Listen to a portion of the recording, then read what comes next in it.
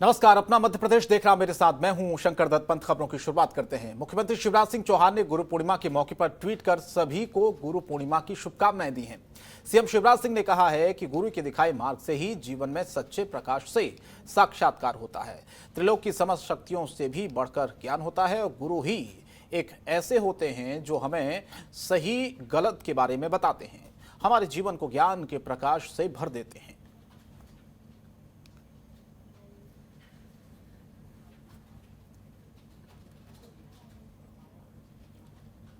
प्रदेश के गृह मंत्री नरोत्तम मिश्रा अपने 3 दिवसीय प्रवास के दौरान दतिया पहुंचे। दतिया पहुंचकर राजघाट निवास पर जन समस्याएं सुनी और उनका समाधान करने के निर्देश दिए हैं।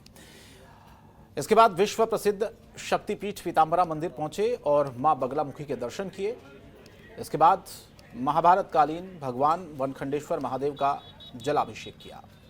गृहमंत्री ने दतिया को 28 लाख की फायर ब्रिगेड की सौगात दी। जिला चिकित्सालय पहुंचकर 1000 लीटर प्रति मिनट मेडिकल ऑक्सीजन उत्पादन करने वाले ऑक्सीजन प्लांट का लोकार्पण किया और गांव लयाटा पहुंचकर सीसी रोड का भूमि पूजन किया।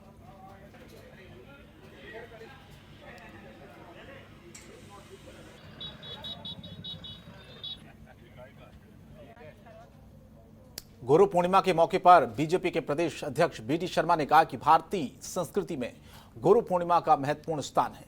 गुरु अंधकार से प्रकाश की ओर ले जाते हैं, जीवन को जीने की दिशा देते हैं। ऐसे गुरुओं का सम्मान बीजेपी कर रही है। आज बीजेपी धार्मिक और सामाजिक दोनों ही गुरुओं का सम्मान कर रही है। बीडी शर्मा ने कांग्रेस के सियासी गुरु जिनको पूर्णिमा मनाने वाले बयान पर कहा कि कांग्रेस को बीजेपी से सीखना चाहिए कि समाज के लिए जो जरूरी है उसको बीजेपी करती है। इसी के साथ उपचुनाव और नगरीय निकाय चुनाव में टिकट वितरण को लेकर कहा कि सबसे बड़ा क्राइटेरिया जीतने वालों को ही टिकट दिया जाता है।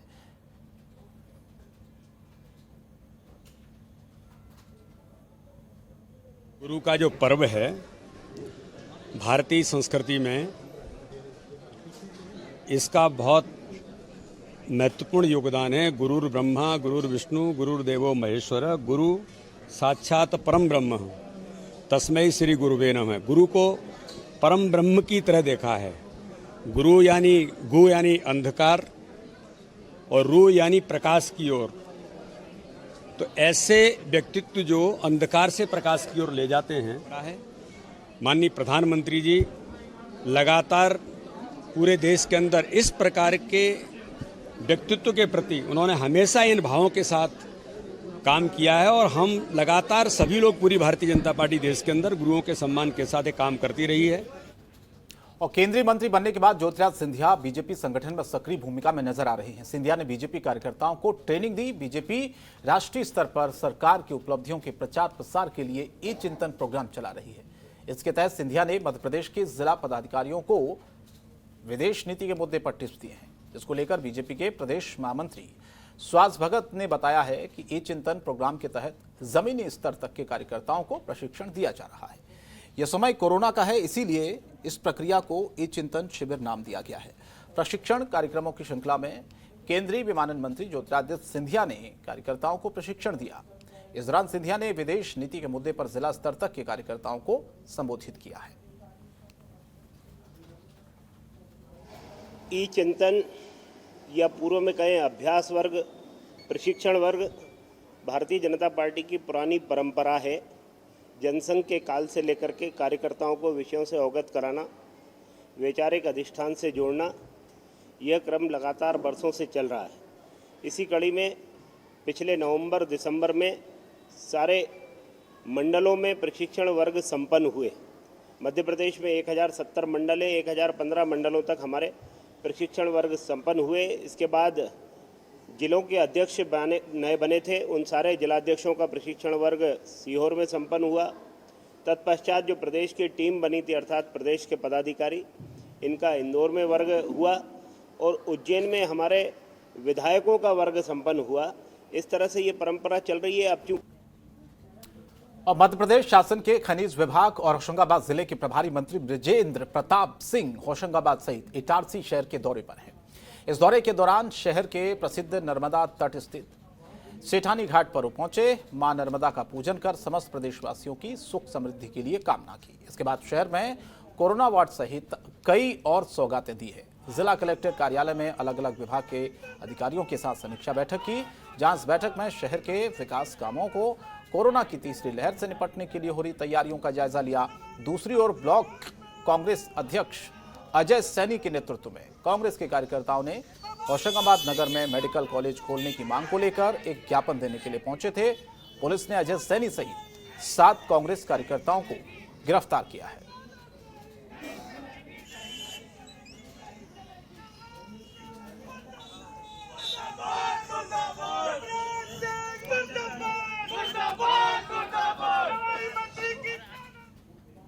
भोपाल में अपनी लंबित मांगों को लेकर चयनित शिक्षक बीजेपी दफ्तर पहुंचे। उन्होंने जल्द से जल्द नियुक्ति देने की मांग की है। चयनित शिक्षकों का आरोप है कि वेरिफिकेशन के बाद भी उनको नियुक्ति नहीं मिली है। बार बार ज्वाइनिंग को लेकर तारीख बदली जा रही है। गुरु पूर्णिमा पर ज्वाइनिंग देने की मांग को लेकर चयनित शिक्षक बीजेपी दफ्तर के बाहर धरने पर बैठे।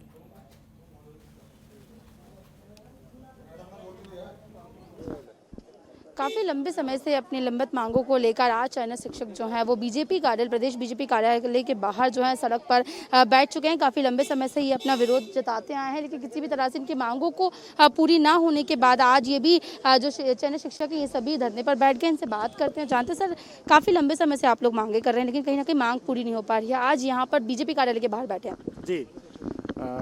जी हम लोग चयनित अभ्यर्थी संघ वर्ग 1 वर्ग 2 के सारे उम्मीदवार जो भोपाल जिले से हैं, आज यहाँ पर इस पावन अवसर पर, गुरु पूर्णिमा के पावन अवसर पर अपनी मांगों को मांगने के लिए आए हैं। हालांकि ये मांगे तो मांगी नहीं जाती, ये तो शासन को खुद देना चाहिए कि राज्य में जितने भी बेरोजगार हैं उनको रोजगार दिया जाए।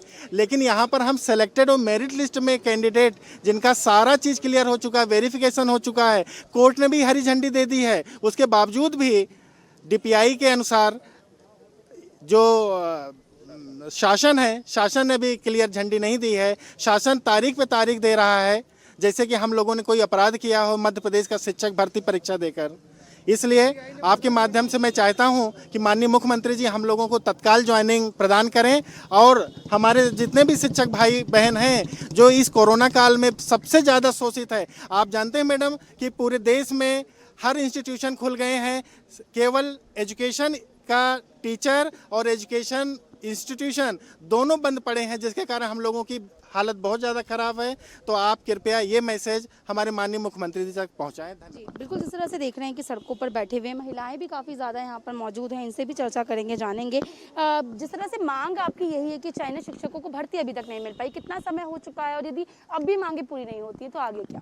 3 वर्ष हो गए हैं, कभी कोरोना का बहाना, कभी सत्ता परिवर्तन की बात, सबको अपना अपना पद मिल गया, लेकिन हम लोग जो बच्चों को पढ़ाने के लिए हम लोगों का सिलेक्शन हुआ है, हमको एक भी हमारे लिए कोई शब्द नहीं बोलता। हमें देख के त्योरियां चढ़ जाती हैं लोगों की कि पता नहीं ये कहाँ से आ गए। इलेक्शन के पहले बार बार कहा जाता हम 40,000 शिक्षकों की भर्ती कर रहे हैं, कब करेंगे भर्ती, कब करेंगे भर्ती? 70 लोग तो हम लोगों में से मर गए हैं कोरोना से। बिल्कुल, जिस तरह से देख सकते हैं कि जो कहीं ना कहीं देखा जाए चयनित शिक्षकों का जो दर्द है वो अब झलकता हुआ नजर आ रहा है। काफ़ी लंबे समय से ये मांगों को रखते हैं और अब यहाँ पर बीजेपी कार्यालय के बाहर भी बैठ चुके हैं, लेकिन अभी भी देखने वाली बात यही होगी कि आखिर कब इनकी मांगे जो हैं वो पूरी होती हैं। कैमरा पर्सन अंकित के साथ दीपा श्रीवास्तव, जनतंत्र TV, भोपाल। मध्य प्रदेश कर्मचारी संगठन के नेता वेतनमान सहित अलग अलग मांगों को लेकर सहकारिता मंत्री अरविंद भदौरिया के बंगले पर पहुंचे। अपनी मांगों को लेकर अरविंद भदौरिया को ज्ञापन सौंपा।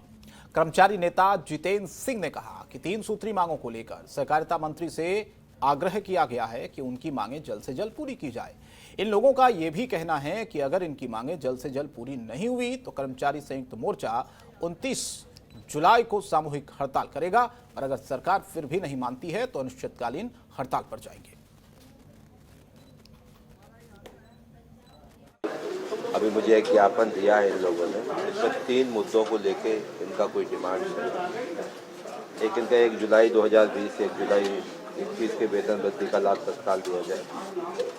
दूसरा इनका डिमांड है 5% महंगाई भत्ता जो आज सरकार द्वारा स्थगित किया गया था उसका भुगतान किया। तीसरा कर्मचारी अधिकारियों की पदोन्नति अतिशीघ्र की जाए। ऐसे 3 मुद्दों को लेके अभी ज्ञापन दिया है यहाँ पर मुझे। और एक मध्य प्रदेश पंचायत एवं ग्रामीण विकास ये वाला जो हमारे दिनेश शर्मा जी हैं उनका भी एक ज्ञापन हमको दिया है। तो अभी प्राथमिक रूप से आज पहली बार हमारी इनसे मुलाकात हुई, पहली बार चर्चा हुई। तो विधि सम्मत क्या क्या हो सकता है, क्या क्या क्योंकि कर्म मध्य प्रदेश के पंचायत एवं ग्रामीण विकास विभाग का आंदोलन 29 तारीख से अनिश्चितकालीन कलम कार्यालय बंद हड़ताल करके जारी है और चल रहा है। आज और कल 24 और 25 तारीख को मध्य प्रदेश के 230 विधायकों को और 29 सांसदों को उनके निवास पर जाके 70,000 कर्मचारी क्रमबद्ध तरीके से उनको अपना ज्ञापन सौंपकर मांगों का निराकरण करने के लिए मांग कर रहे हैं। सरकार ने हमारी मांगे नहीं मानी तो आंदोलन अनुरत जारी रहेगा और वो दिन भी दूर नहीं जब मंत्रालय संचालनालय तक घेराव करने के लिए प्रदेश के 70,000 कर्मचारी भोपाल की सड़कों पर विंध्याचल वल्लभ भवन के बीच में उपस्थित होंगे। खबरों के निष्पक्ष विश्लेषण के लिए सब्सक्राइब करें Jantantra TV and press the bell icon. Never miss any update.